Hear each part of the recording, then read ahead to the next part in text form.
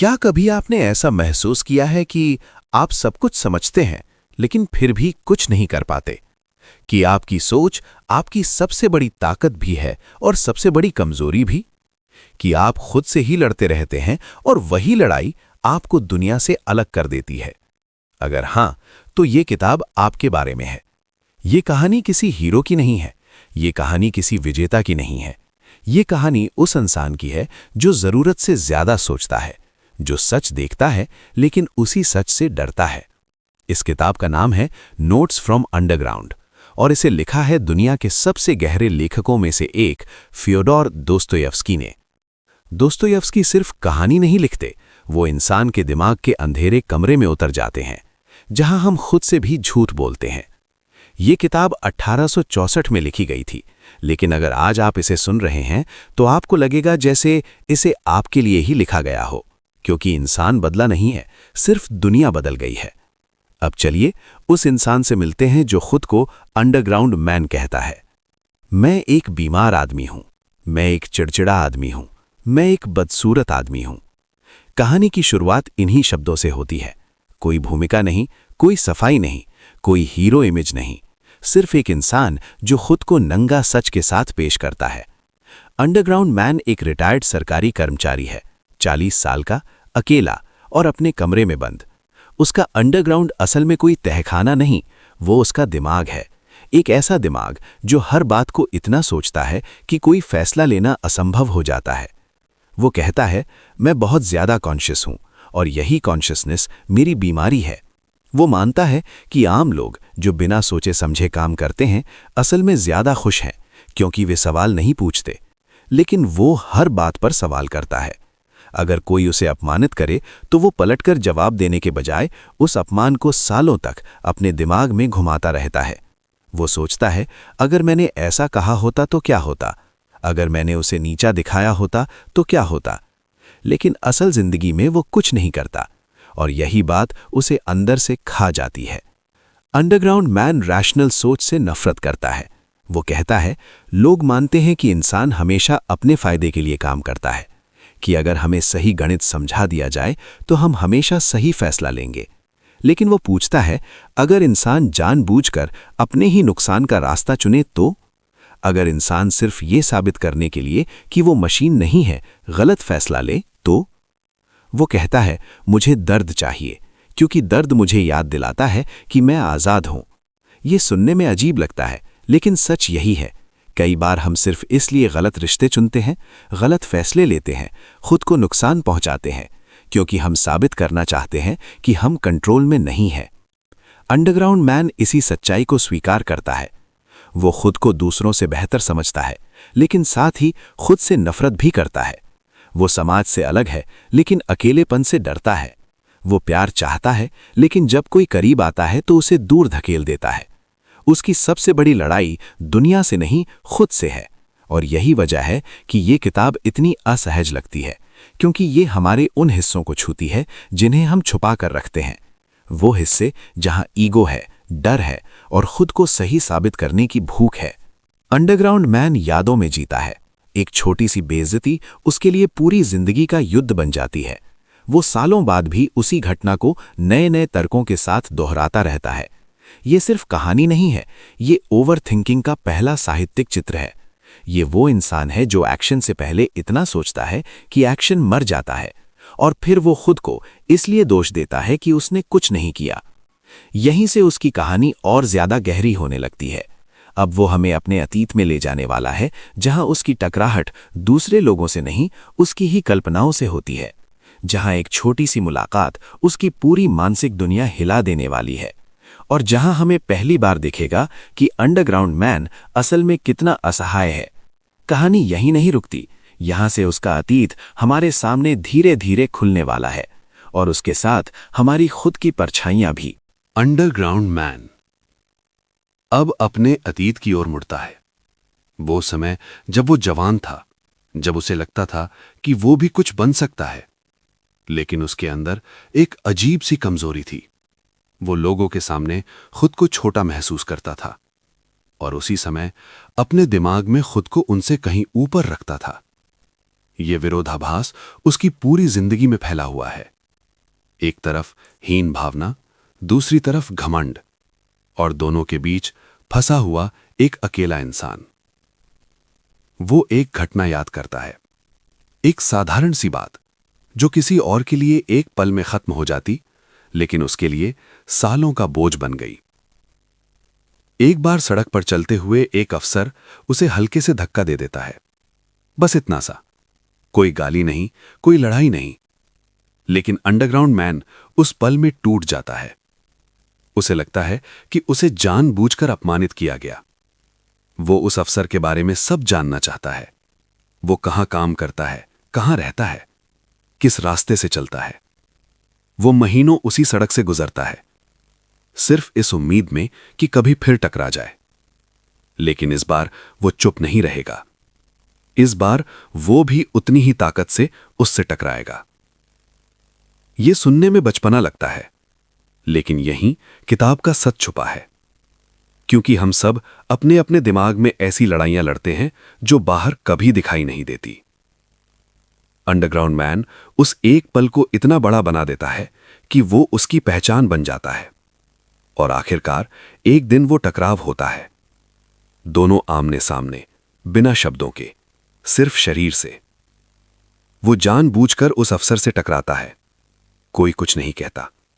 अफसर बिना देखे आगे बढ़ जाता है, लेकिन अंडरग्राउंड मैन अपने मन में जीत का जश्न मनाता है, क्योंकि अब उसने खुद को साबित कर दिया है, भले ही दुनिया को कुछ भी पता ना चले। यहीं से हमें समझ आने लगता है, ये इंसान असल जीत नहीं चाहता। वो सिर्फ अपने अंदर की हार ढकना चाहता है। उसके लिए सबसे बड़ी लड़ाई दूसरों से नहीं, खुद से है। अब कहानी एक और याद की तरफ बढ़ती है। स्कूल के पुराने दोस्त, वे लोग जो आगे बढ़ गए, जो समाज में फिट हो गए, और वो जो हमेशा अलग ही रहा। एक दिन उन्हीं दोस्तों का डिनर रखा जाता है। अंडरग्राउंड मैन खुद को निमंत्रण देने के लिए मजबूर करता है। असल में वो जाना नहीं चाहता, लेकिन उसका ईगो उसे जाने के लिए धक्का देता है। वो चाहता है कि वे उसे देखें, उसकी अहमियत समझें। डिनर की शाम वो पहले से ही घबराया हुआ है। वो तय करता है कि वो शांत रहेगा, सम्मानजनक रहेगा। लेकिन जैसे ही वो वहां पहुंचता है, हर शब्द, हर नजर उसे चोट पहुंचाती है। वो सोचता है, वे मुझे नीचा समझ रहे हैं, वे मेरी तरफ तरस से देख रहे हैं। और फिर वो वही करता है जो वो हमेशा करता है। वो खुद को और ज्यादा अपमानित कर लेता है। वो अजीब बातें करता है, अनावश्यक बहस छेड़ देता है, अपने ही शब्दों से खुद को गिरा देता है। डिनर खत्म होते होते वो पूरी तरह टूट चुका है। यह दृश्य बेहद असहज है, क्योंकि इसमें कोई खलनायक नहीं है, सिवाय उसके खुद के। अंडरग्राउंड मैन ये समझता है कि लोग उसे नहीं समझते, लेकिन सच ये है कि वो खुद को भी नहीं समझता। डिनर के बाद वो शराब के नशे में सड़क पर भटकता है, और यहीं उसकी जिंदगी एक नए मोड़ पर आती है। वो एक जवान लड़की से मिलता है। उसका नाम है लाइजा। लाइजा एक वेश्या है, लेकिन दोस्तोयेव्स्की उसे सिर्फ एक पेशे तक सीमित नहीं करते। लाइजा वो इंसान है जो अभी भी महसूस कर सकता है। अंडरग्राउंड मैन उससे बातें करता है। पहली बार वो किसी से ऊपर से नहीं, अंदर से बात करता है। वो उसे भविष्य का डर दिखाता है, बीमारी, अकेलापन, मौत। वो लाइजा को रोते हुए देखता है, और उस पल उसे लगता है शायद वो किसी के लिए जरूरी हो सकता है, शायद वो किसी की जिंदगी बदल सकता है। वो उसे अपने घर का पता देता है, लेकिन जैसे ही लाइजा जाने लगती है, उसका पुराना डर वापस आ जाता है। अगर वो सच में आ गई तो? अगर उसने मुझे जैसा हूं वैसा देख लिया तो? यहीं पर अंडरग्राउंड मैन फिर खुद से डरने लगता है। और कहानी अब उस पल की ओर बढ़ रही है जहां लाइजा उसके अंडरग्राउंड में दाखिल होने वाली है, जहां उसे पहली बार किसी ने बिना मुखौटे देखना है, और जहां उसका सबसे बड़ा डर सच होने वाला है। कहानी अभी खत्म नहीं हुई। अब जो आने वाला है वो सिर्फ अंडरग्राउंड मैन की नहीं, हम सबकी परीक्षा है। अंडरग्राउंड मैन अपने कमरे में बैठा है, वही कमरा जिसे वो अंडरग्राउंड कहता है। छोटा, घुटन भरा, अंधेरा। ये कमरा उसके दिमाग जैसा है और अब वो इंतजार कर रहा है लीजा का। वो चाहता भी है कि वो आए और नहीं भी चाहता। उसका दिमाग लगातार दो आवाज़ों में बटा हुआ है। अगर वो आई तो शायद मैं अकेला नहीं रहूंगा, लेकिन अगर वो आई तो वो मुझे कमजोर देख लेगी। दरवाजा खटखटाने की आवाज। उस पल अंडरग्राउंड मैन का पूरा आत्मविश्वास ढह जाता है। वो चाहता है कि वो भाग जाए, लेकिन वो दरवाजा खोल देता है। लीजा अंदर आती है, डरी हुई, सहमी हुई, लेकिन उम्मीद से भरी। वो उम्मीद जो उसने उस रात उसकी बातों में देखी थी। शुरुआत में सब शांत है। लीजा धीरे धीरे कमरे को देखती है। वो गरीबी नहीं देखती, वो अकेलापन देखती है। अंडरग्राउंड मैन कुछ बोल नहीं पाता। वो वही इंसान है जो शब्दों से दुनिया को हिला सकता है, लेकिन जब कोई सच में सामने खड़ा हो तो वो खामोश हो जाता है। लीजा उससे पास आती है। वो कहती है, मैंने तुम्हारी बातें याद रखीं, मैं ऐसा जीवन नहीं चाहती। और यही पल अंडरग्राउंड मैन को डरा देता है, क्योंकि अब वो किसी का सहारा बन रहा है और उसे सहारा देना नहीं आता। उसके अंदर पुराना जहर फिर से जाग जाता है। वो सोचता है, अगर ये मुझे मजबूत समझने लगे तो, अगर ये मुझसे उम्मीद रखने लगे तो मैं तो खुद टूटा हुआ हूं। और फिर वो वही करता है जो वो सबसे अच्छे से करता है। वो खुद को बचाने के लिए दूसरे को तोड़ देता है। वो लीजा को पैसे देता है जैसे वो कोई चीज हो, जैसे वो फिर से वही बन गई हो जिससे वो भागना चाहती थी। लीजा स्तब्ध रह जाती है। उसकी आंखों में आंसू हैं, लेकिन वो कुछ नहीं कहती। वो चुपचाप पैसे उठाती है और बाहर जाने लगती है। उस पल अंडरग्राउंड मैन को एहसास होता है कि उसने क्या कर दिया। वो भागता है। पहली बार वो सच में किसी के पीछे भागता है। वो सीढ़ियों से नीचे उतरता है। वो लीजा को रोकता है। वो माफी मांगता है। वो कहता है, मैं बुरा नहीं हूं, मैं बस डरा हुआ हूं। लीजा रुकती है। वो उसे देखती है और पहली बार उसे सच दिखता है।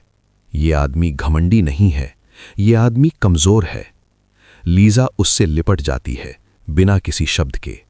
वो आलिंगन अंडरग्राउंड मैन के लिए सबसे खतरनाक चीज है, क्योंकि ये उसके सारे बहाने तोड़ देता है।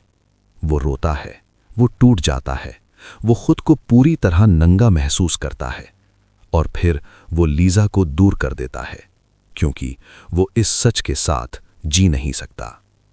लीजा चली जाती है, इस बार हमेशा के लिए, और अंडरग्राउंड मैन फिर से अपने अंडरग्राउंड में लौट आता है।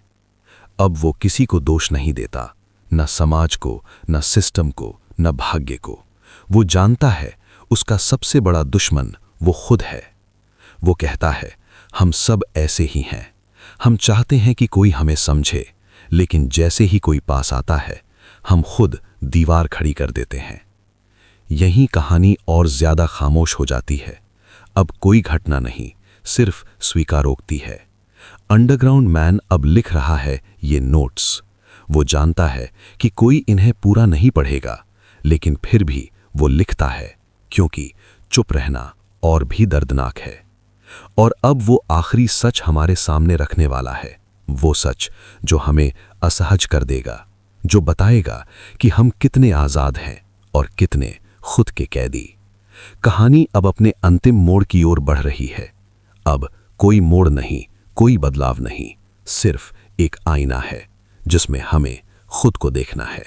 अब अंडरग्राउंड मैन किसी घटना को नहीं सुना रहा, अब वो खुद को खोल रहा है। वो कहता है, मैं ये सब किसी को सिखाने के लिए नहीं लिख रहा, मैं खुद को सही साबित करने के लिए भी नहीं लिख रहा। मैं सिर्फ इसलिए लिख रहा हूं क्योंकि अगर मैं नहीं लिखूंगा तो मैं खुद को झूठा मान लूंगा। वो अब अपने ही विचारों पर हमला करता है। वो उन लोगों पर हंसता है जो कहते हैं कि इंसान को खुशी चाहिए। वो कहता है, अगर इंसान को सिर्फ खुशी चाहिए होती तो वो इतनी बार खुद को नुकसान क्यों पहुंचाता? क्यों वो जानबूझकर गलत रिश्तों में फंसता?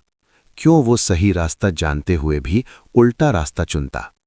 अंडरग्राउंड मैन कहता है, इंसान तर्क से नहीं चलता, वो इच्छा से चलता है, और इच्छा अक्सर तर्क के खिलाफ जाती है। वो उस सोच पर हमला करता है जो कहती है, अगर हमें सही सिस्टम दे दिया जाए तो इंसान गलत नहीं करेगा। वो हंसता है। वो कहता है, अगर सब कुछ इतना ही सीधा होता तो इंसान जानबूझकर अपनी जिंदगी क्यों बिगाड़ता? वो कहता है, मुझे वो आज़ादी नहीं चाहिए जो मुझे खुश बनाए। मुझे वो आज़ादी चाहिए जो मुझे गलत होने की अनुमति दे, क्योंकि अगर मैं गलत नहीं हो सकता तो मैं आज़ाद नहीं हूं। यहीं पर अंडरग्राउंड मैन सबसे खतरनाक बात कहता है। वो कहता है, इंसान अपने दर्द से प्यार करता है, क्योंकि दर्द उसे यह एहसास दिलाता है कि वो जिंदा है।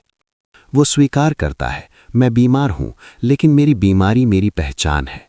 अगर मैं ठीक हो गया तो मैं कोई और बन जाऊंगा। वो खुद को दोषी ठहराता है।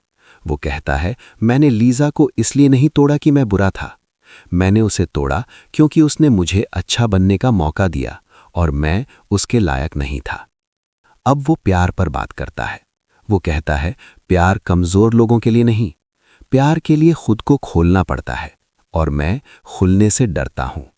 वो कहता है, मैं चाहता था कि लीजा मुझे बचाए, लेकिन सच ये है कि मैं खुद डूबा हुआ था, और डूबता हुआ इंसान किसी और को बचाना नहीं चाहता। अब वो खुद को नंगा सच दिखाता है।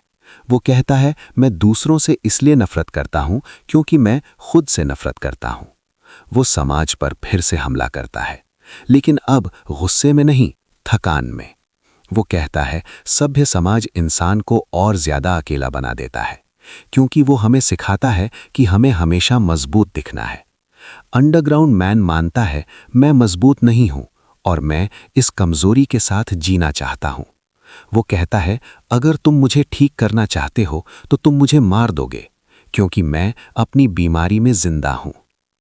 अब उसकी आवाज धीमी हो जाती है। वो थक चुका है। वो कहता है, मैंने ये सब लिखकर कुछ साबित नहीं किया। मैं सिर्फ ये दिखाना चाहता था कि इंसान कितना उलझा हुआ है। वो आखिरी बार हमसे बात करता है। वो कहता है, अगर तुम मुझसे नफरत करते हो तो ठीक है, अगर तुम मुझसे खुद को जुड़ा हुआ महसूस करते हो तो ये ज्यादा डरावना है। वो कहता है, शायद ये नोट्स यहीं खत्म हो जाने चाहिए, लेकिन मैं इन्हें खत्म नहीं करूंगा, क्योंकि इंसान कभी खत्म नहीं होता। वो आखिरी वाक्य हमारे सामने रख देता है। हम सब अंडरग्राउंड में थोड़ा बहुत रहते हैं। कुछ लोग वहां से निकल आते हैं और कुछ वहीं घर बना लेते हैं। यहां कहानी खत्म नहीं होती, यहां बस आवाज रुकती है। अंडरग्राउंड मैन अब बहस नहीं कर रहा, अब वो सिर्फ स्वीकार कर रहा है। वो कहता है, मैंने ये सब लिख दिया, लेकिन इससे मैं बेहतर नहीं हुआ, क्योंकि समझ जाना और बदल जाना एक बात नहीं होती। वो मानता है, मैं सच जानता हूं, लेकिन मैं उस सच पर चल नहीं सकता, और यही मेरी सजा है। वो उन लोगों पर फिर से बात करता है जो कहते हैं, ज्ञान सब कुछ बदल देता है। वो मुस्कुराता है। वो कहता है, अगर ऐसा होता तो सबसे ज्यादा पढ़े लिखे लोग सबसे ज्यादा खुश होते, लेकिन वे सबसे ज्यादा टूटे हुए होते हैं। अंडरग्राउंड मैन कहता है, ज्ञान तुम्हें आजाद नहीं करता, ज्ञान तुम्हें और ज्यादा जागरूक कैदी बना देता है।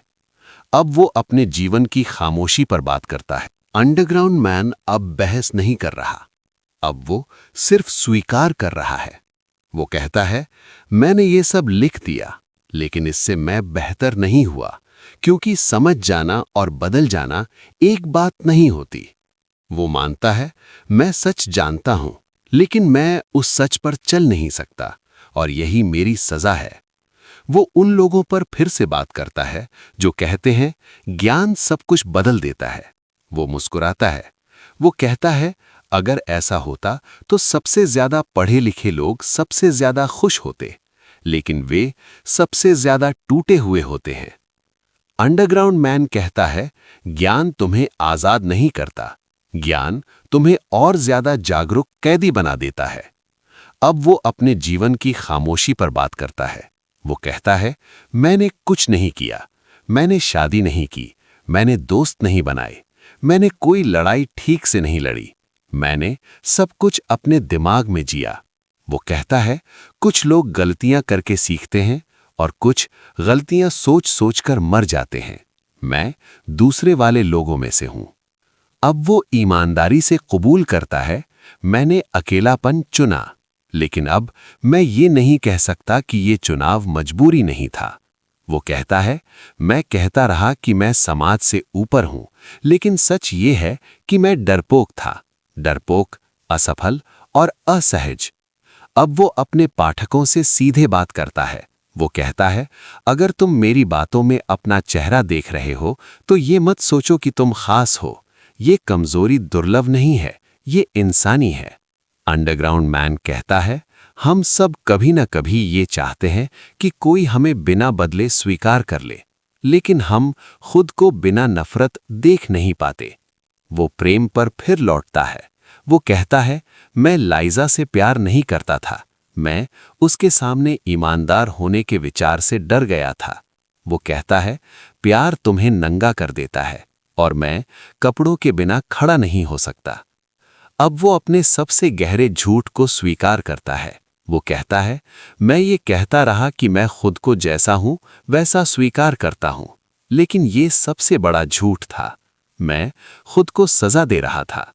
अंडरग्राउंड मैन मानता है, मैं सुख नहीं चाहता था, मैं सजा चाहता था, क्योंकि सजा में एक अजीब संतोष होता है। वो कहता है, अगर मैं दुखी हूं तो कम से कम मुझे ये नहीं सोचना पड़ता कि मैं कुछ खो रहा हूं। अब उसकी आवाज और धीमी हो जाती है। वो थक चुका है। वो कहता है, मैं अब किसी से लड़ना नहीं चाहता, मैं सिर्फ ये मान लेना चाहता हूं कि मैं जटिल हूं। वो आखिरी बार तर्क की तरफ देखता है और कहता है, तर्क तुम्हें समझा सकता है, लेकिन तुम्हें बचा नहीं सकता।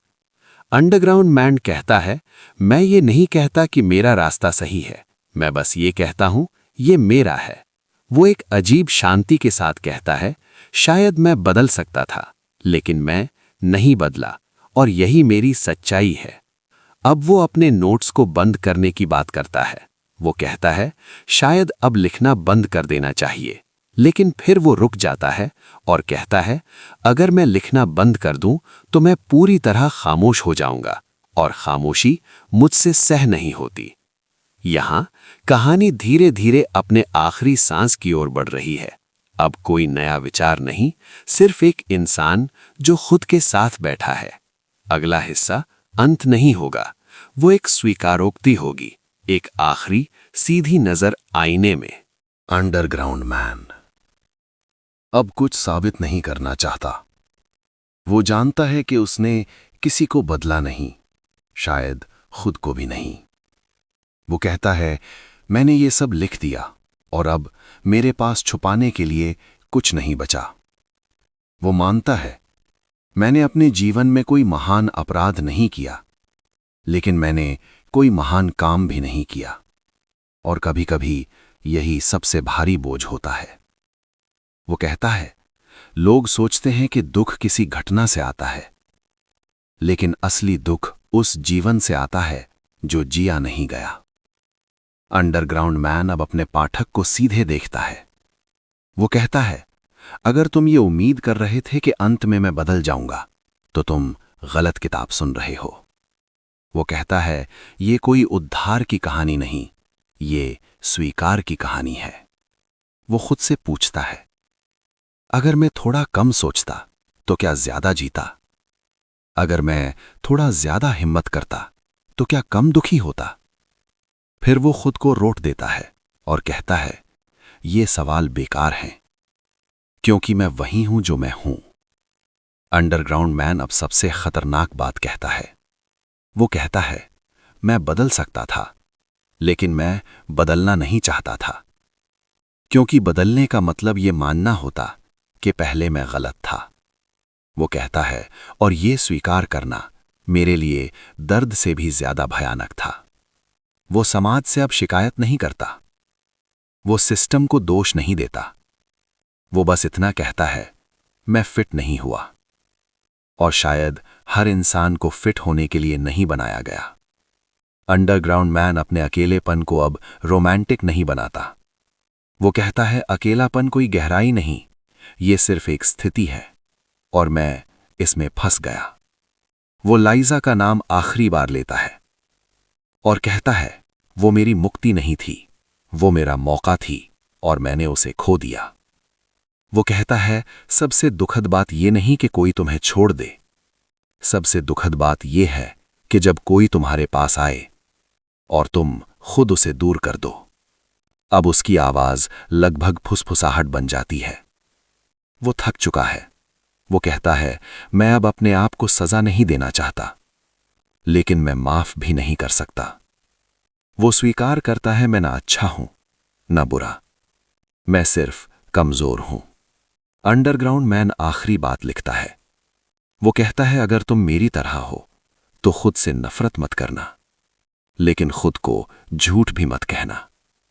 वो कहता है हम सब अपने अपने अंडरग्राउंड में थोड़ा बहुत रहते हैं और फिर वो रुक जाता है।